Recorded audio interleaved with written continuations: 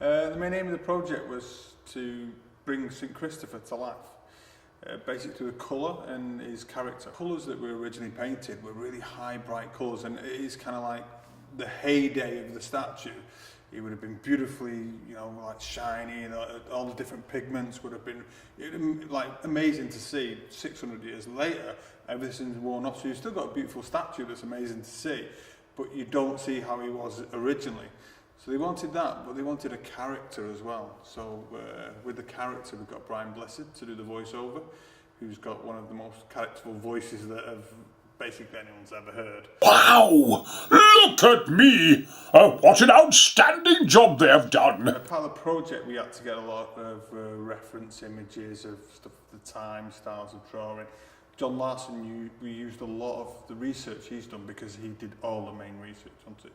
So we had paintings and characters and the actual pigment that they'd found all the way through the time, so we knew exactly what colours that we had to use. And one of the things that we were really worried about is the actual projecting the colour and how much was going to come back and what people were going to colour. So we worked with Casio, and they've got new LED projectors.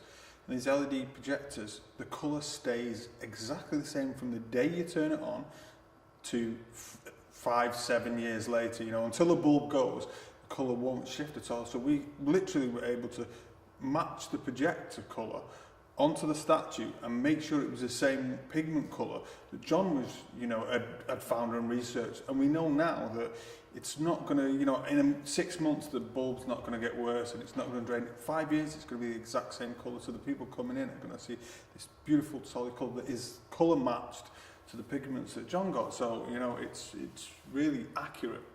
And as well, with these LED projectors, they're going to last for, 5-7 years. So, the museums don't have to worry about having to replace it every 6 months. Because the reception at the launch the other night, I think was very positive, wasn't it?